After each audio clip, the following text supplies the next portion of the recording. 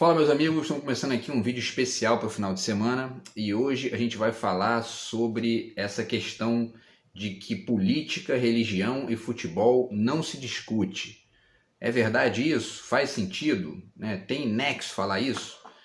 Vamos debater isso aqui no vídeo de hoje, tá? Porque esse é um lugar comum, né? Ó, política não se discute, religião não se discute, futebol não se discute. Vamos tentar ver aqui hoje se isso procede ou não, tá? E além disso, eu vou finalizar o vídeo falando também de três coisas que para mim, na verdade, essas sim não se discute, tá? E em um determinado nível da discussão, tá? Então essa é a questão aqui do vídeo de hoje, tá? E antes de começar, eu já apresento para vocês mais uma vez aqui o meu novo livro de poemas, está aqui do outro lado de cá, tá? Meu terceiro livro de poemas, quinto pela Multifoco e o nono livro no total, tá? O zap tá aí na descrição do vídeo, quem quiser entrar em contato comigo é só falar que a gente conversa a respeito, beleza? Então, pessoal, vamos lá. Antes de falar de cada um desses três tópicos, tá? Da religião, da política, eu vou falar primeiro da política, né? Depois da religião e depois do futebol, para finalizar com aqueles outros três que aí sim eu acho que não se discute. Vai dizer o seguinte, que existem várias formas de discutir, né? Essa palavra, inclusive, discutir, ela tem até às vezes uma conotação negativa, né? Discutir é sinônimo de briga também. E eu estou usando essa palavra de propósito, né? Porque é o que se diz, né? Não se discute, tá? E aí tem três formas de discussão, pelo menos, que eu destaquei aqui, eventualmente pode até aparecer mais, mas no geral são três formas, quer dizer, é uma conversa informal, né? Quer dizer, você está discutindo um assunto ali, tá? Uma conversa, um bate-papo, né? A discussão também pode ser um debate de ideias, né? E aí isso inclusive pode gerar uma elaboração conceitual mais ampla ali entre as pessoas que estão discutindo o assunto. Isso acontece, por exemplo, em grupos de estudo, até mesmo numa sala de aula, num debate de rádio, enfim, né? E tem essa terceira forma, que é justamente essa que está presente nesse lugar comum aí, né? Que é a forma do conflito.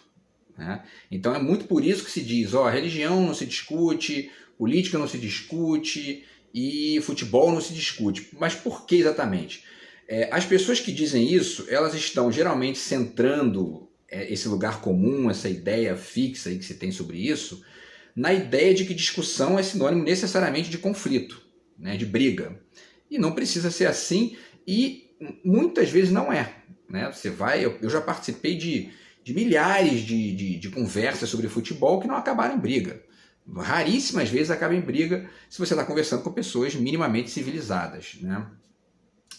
Então isso é um mito, né? Uma espécie de mito. E aí tem uma outra questão também, tem um outro detalhe, né, que baseia esse mito aí, que está na base desse mito. As pessoas muitas vezes dizem isso porque confundem discutir com querer impor algo sobre o gosto do outro. Né? Discutir não é impor o gosto, né? Impor gostos aos outros. Né? Isso é autoritarismo, não é mais discussão, já saiu do âmbito da discussão. Né? Então, quando você elimina essas duas ideias, esses dois sentidos meio equivocados ou limitados da palavra discussão, você começa a entender melhor que, na verdade, né, política e religião e futebol se discute sim. Enfim, e vamos ver por que exatamente que isso se configura dessa forma, tá? E como que isso explica, inclusive, o mundo que a gente vive, tá? Bom, enfim, e aí eu já digo para vocês também que a ideia desse vídeo surgiu que eu estava lendo um livro ontem, que eu estou terminando de ler aqui.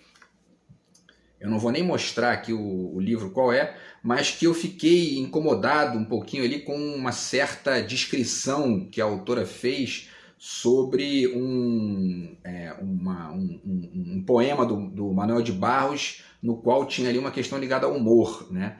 E aí eu falei, pô, isso aí ficou meio esquisito isso, né? Ficou parecendo explicar a piada, né?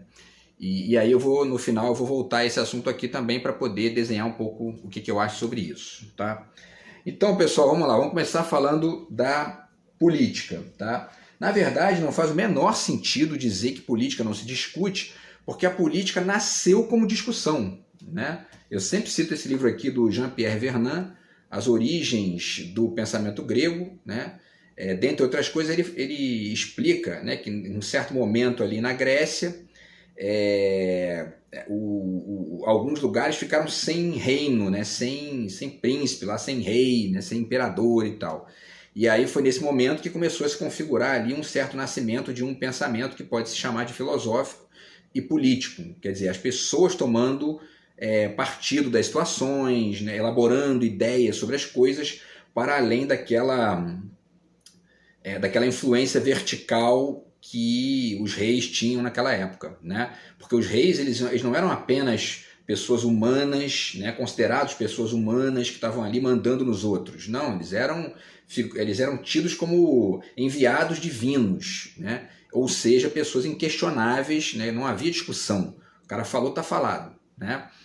E é para deslocar isso, ou seja, para gerar discussão para além do autoritarismo dos reis, que nasce a filosofia, que nasce a política, né? Na polis grega. Né? Essa palavra polis é justamente isso. Né? A política vem de polis, da cidade, do cidadão, daquele que debate.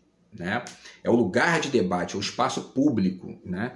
Que praticamente não havia quando esses reis dominavam quase tudo, porque se houvesse algum tipo de discussão diferente daquela que ele e os nobres queriam, as pessoas morriam, né?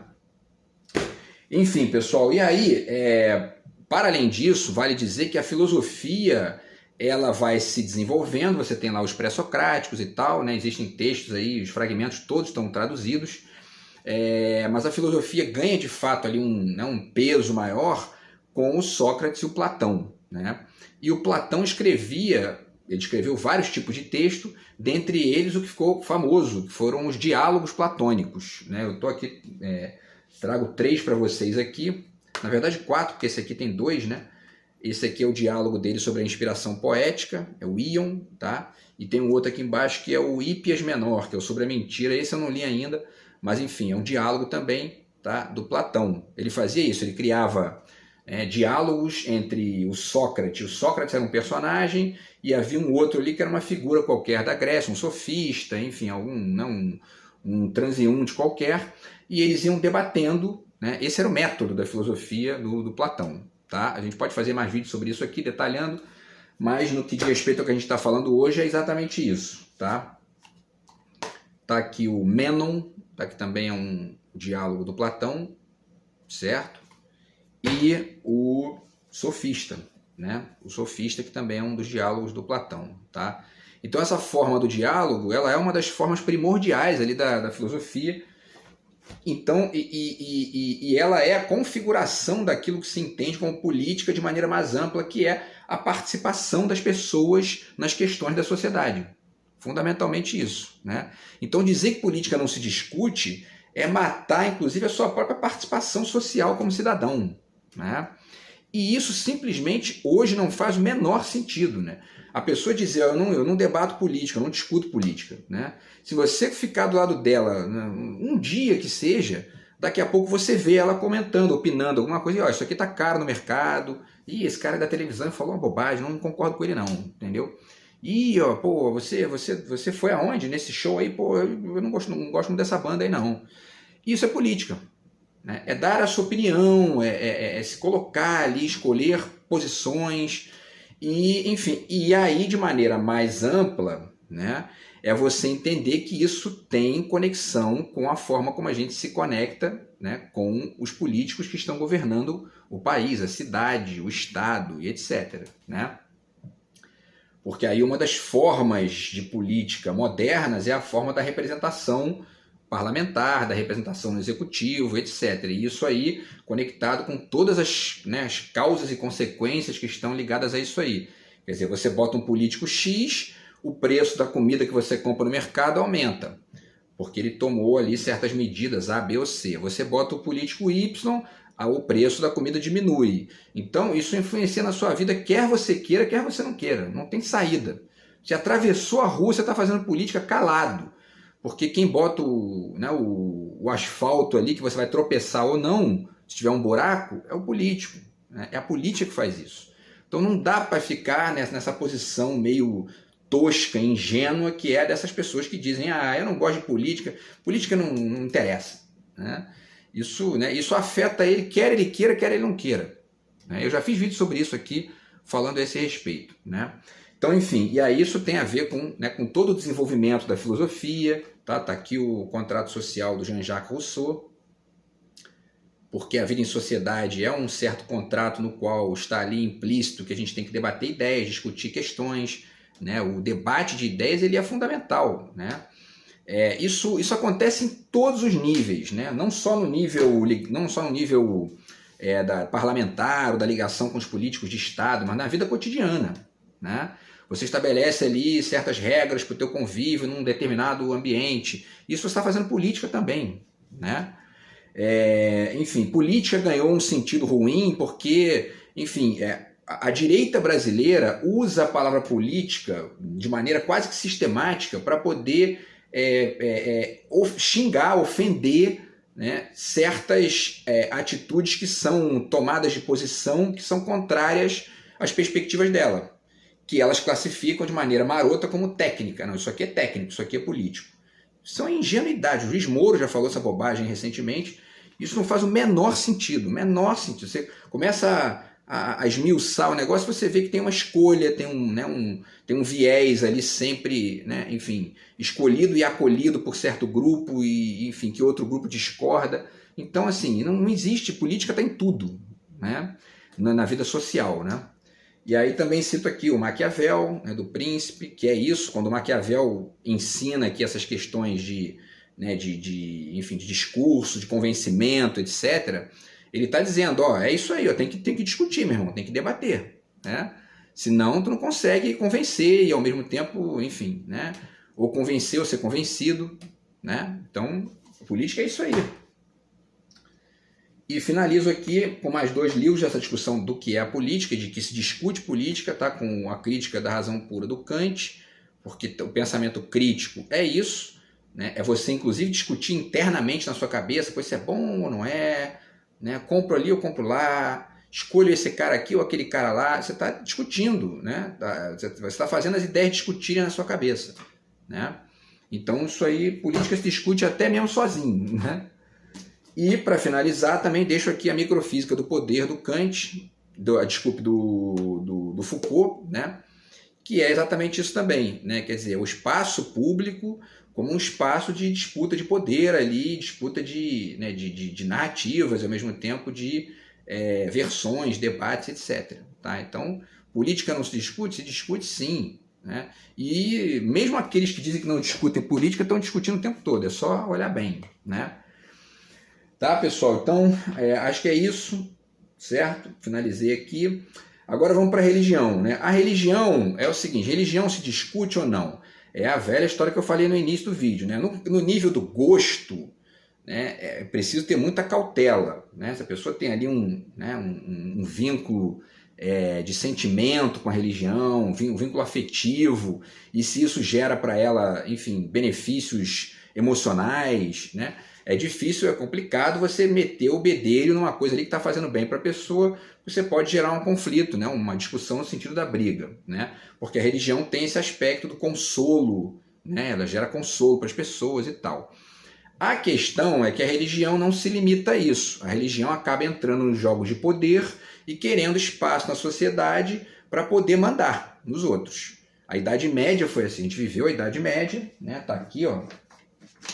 Deixo para vocês aqui essa referência já, que eu já falei desse livro aqui outras vezes, Perseguições Religiosas, do James Holt, né? Os crimes assim, né? Enfim, né? Bárbaros aqui, um negócio inacreditável que eles faziam para quem discordasse. Discordava só a forma como o tal Jesus Cristo, se é que existiu ou não, as pessoas morriam lá naquela época crucificado, o cara ficava ali preso num pedaço de madeira e aí ia morrendo ali aos pouquinhos de inanição e os bichos comendo ele vivo, quer dizer, né? Tenta imaginar um negócio dele, negócio inacreditável. Isso aí era religião, era a disputa ali de credos e tal, e você vê isso até hoje, mas a Idade Média enfim, era uma carnificina todo dia, as pessoas morrendo na fogueira porque discordavam. Morrer na fogueira, também imagina como deve ser um negócio desse, né? Então, assim, a gente já sabe historicamente que a religião, quando começa a querer ganhar espaço demais de poder, ela gera isso, gera barbárie, gera morte, gera, né, enfim, perseguição. Então é preciso discutir a religião para que ela se mantenha no nível ali do exercício privado das suas crenças. Bacana, você tem a sua crença, você acredita no Deus A, o outro acredita no Deus B, tem 500 milhões de deuses aí, né? Cada um acredita no que quiser. E a discussão, né, fica nesse nível aí, porque inclusive quando eles ganham poder demais, eles fazem exatamente a mesma coisa que aquelas figuras, né, enfim, imperiais aí da antiguidade, porque inclusive não é à toa que o poder daqueles reis antigamente era baseado numa conexão com o divino. Porque essa conexão cria na cabeça das pessoas um valor de, isso não se questiona. É um dogma, ninguém pode falar contra isso aí porque acabou. E aí quando um sujeitinho desse vira, né, presidente, daqui a pouco ele quer mandar em todo mundo, e aí isso tem que ser cortado na base, porque não dá mais para conviver com isso, né? E quem gerou isso foi justamente quem gerou a percepção desse risco, desse perigo, foi justamente a discussão da filosofia, da política e tudo mais, tá? Então deixo aqui umas dicas. O filósofo que talvez mais tenha debatido isso foi o Nietzsche, tá aqui, né? Tem o Crepúsculo dos Ídolos, que é justamente isso, né? O crepúsculo dos ídolos, né? A discussão, a política, a filosofia gera isso aqui, os ídolos na cabeça de quem vai pensando bastante vão chegando nesse estágio de um crepúsculo, né? Vão se apagando, né? E aí o que toma o lugar disso é o pensamento crítico, é a discussão, é a política, né? A filosofia, tá? Tá aqui o Anticristo do Nietzsche, né? Que foi o primeiro livro dele que eu li. Eu era garoto lá, devia ter, acho que tinha menos de 18 anos quando eu li esse livro. E foi um livro muito importante para mim, para minha formação intelectual e tal. E o Para Além do Bem e do Mal, também do Nietzsche, que ele também fala bastante disso aí. Tá discutindo essa questão da moral e tal, e da forma como a religião meio que muitas vezes monopoliza isso aí, tá? Dentre outras coisas, né? E para finalizar, deixo também a dica, mais uma vez, do livro do Carl Sagan aqui, que é O Mundo Assombrado pelos Demônios. O título é até sugestivo nesse sentido, porque ele usa essa metáfora conectada com a religião, que é do demônio, para figurar a questão da ignorância, né? A questão da estupidez e da violência e tal. E ele fala muito aqui sobre isso, sobre como que a ciência pode ajudar a minimizar os riscos, né, de emborrecimento da população, enfim, né? E ele dá 500 exemplos aqui interessantes, inclusive que desmistificam essa ideia de que Estados Unidos e tal, né? Ele fala umas coisas aqui aberrantes, assim, né, do cidadão médio americano que, em grande medida, às vezes não sabe nem a capital do país vizinho, né? Então, assim, e muito disso tem conexão com a religião, tá? E a gente também, quando a gente estuda bastante essas coisas, a gente percebe que quanto mais a política, no sentido amplo do termo, né, o debate público, enfim, e o exercício do Estado, né, laico e etc., vão avançando, a religião vai perdendo espaço.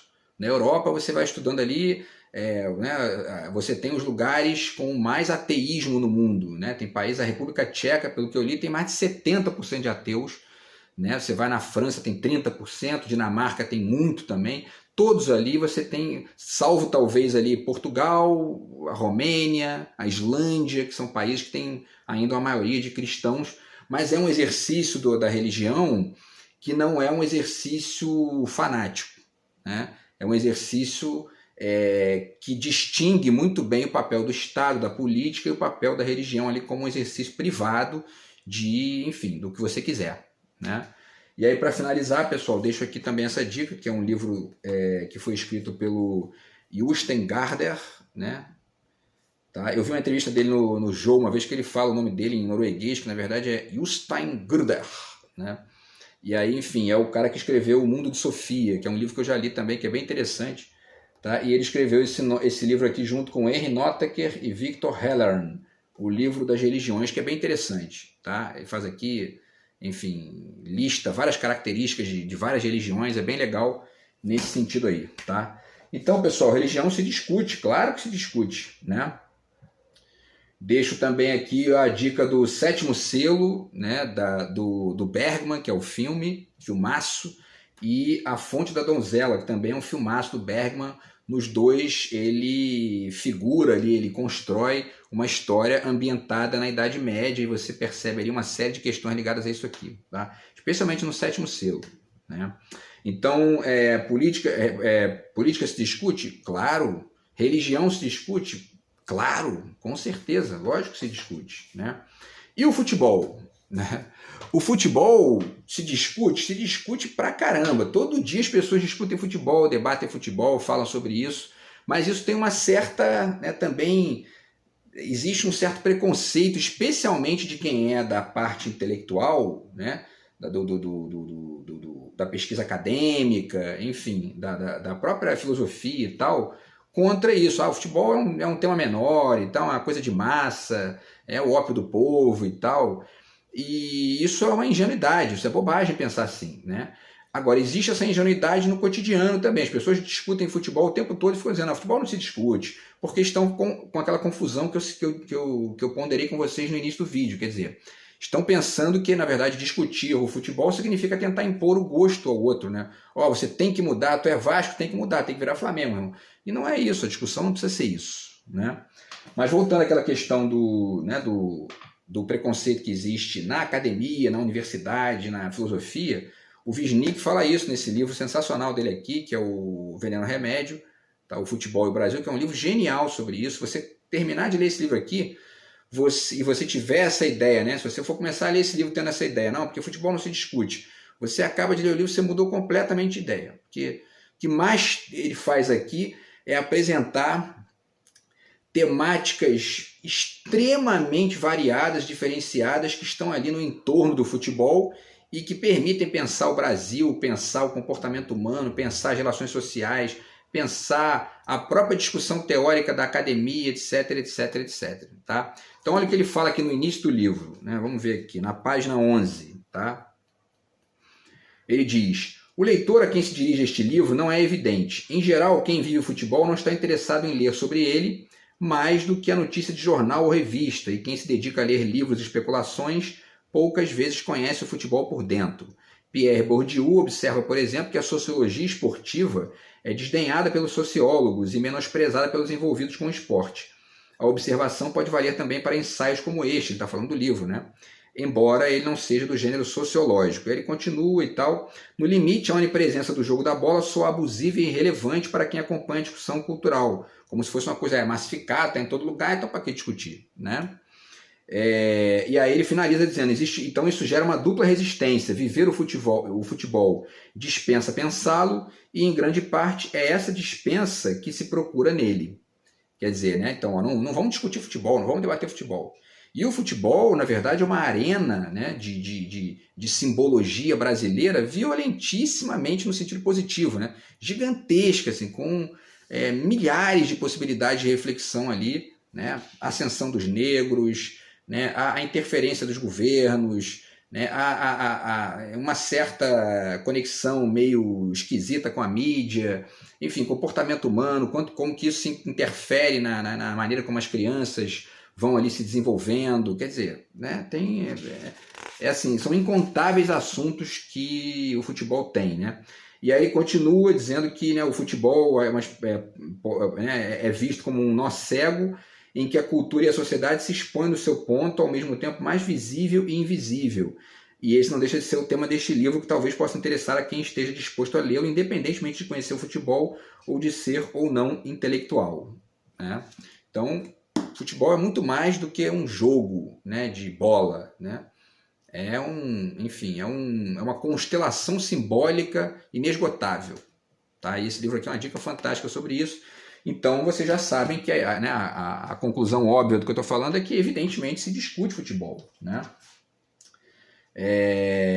A questão é essa, né? Não se pode brigar por isso, né? E aí, para além disso, pessoal, existe já também outra coisa que vale a pena falar aqui em relação ao futebol, né? Antes de finalizar com as dicas aqui, é que o futebol, por exemplo, ele foi responsável por uma das metáforas mais ricas para entender o que é o Brasil, tá? Que é justamente o complexo de vira-lata do Nelson Rodrigues, que fez essa formulação aqui, pensando ali naquele momento prévio da Copa de 58, né, que o Brasil ia para lá, já tinha perdido 50 aqui, quer dizer, ele começou a pensar o sentimento nacional, uma das características, né, do Brasil, ele enxergou isso no futebol, vendo o futebol, né? E o Nelson, esse cara brilhante, que ponderou isso aí, e eu inclusive fiz o meu mestrado, o texto é sobre isso, e enfim, é uma reflexão que todo brasileiro tem que fazer, porque, né, diz respeito ao que a gente é, né? Então, isso, e o futebol é uma das coisas mais simbólicas do que é o Brasil, né? E aí eu deixo algumas dicas aqui, tá, sobre isso. Esse livro aqui do Rui Castro, O Vermelho e o Negro, que aí fala do meu Flamengo, né? Então tá aqui, livro bem legal do Rui Castro sobre isso. O Rui Castro acabou de entrar na Academia Brasileira de Letras, inclusive, né? Acho que tem uns 2 meses aí, tá? Esse livro aqui é muito legal, da Simone Laude Guedes, O Brasil no Campo de Futebol. Tem uns textos bem legais aqui, e o melhor dos textos desse livro é um que ela fala sobre o papel do Romário como herói nacional, né, na Copa de 94. Tá? O título do capítulo vamos ver aqui, O Salvador da Pátria, considerações em torno da imagem do jogador Romário na Copa do Mundo de 94. Tá? Então, bem legal esse livro aqui também. Que mais? Esse aqui, da Beth Milan, que é O País da Bola, que ela também faz uma reflexão aí sobre o futebol como característica brasileira, tá? Esse é sensacional, é um livro da Bravo, né, da revista Bravo, tá? Que tem crônicas e poemas de futebol escritos por todos os grandes escritores brasileiros, tá? Então tem aqui, ó, Jô Soares, Clarice Lispector, Sérgio Santana, João Cabral de Melo Neto, Nelson Rodrigues, Luiz Fernando Veríssimo, Ferreira Goulart, Cristóvão Teza, tá? E Rubem Fonseca. Então, só fera, tá? Livro bem legal também aí, para se ver como futebol se pensa assim, né? Inclusive os grandes escritores estão o tempo todo pensando o futebol no Brasil, né? E, pessoal, para finalizar, eu deixo aqui também essas dicas aqui, que são dois livros do Zico. O Zico conta a sua história. Isso aqui eu lembrei vendo hoje ali, porque ontem, né? Porque são livros que eu li quando era moleque, quando era garoto, né? Porque o Zico é um dos meus ídolos aí, né? Esse aqui também, que é um livro da Lúcia Rito, tá? O Zico também, né? Tá aqui. E, para finalizar, esse livro de contos aqui, novelas, né? Do Sérgio Santana, tá? Página Sem Glória. A história final desse livro é uma história que ele conta a história de um sujeito chamado Conde, que era um jogador que era do subúrbio lá do Rio. Muito legal também, tá? Então, pessoal, é isso. Assim, futebol, religião e política se discute? Com certeza se discute. O que não se discute é o gosto específico da pessoa no nível ali de querer impor, né?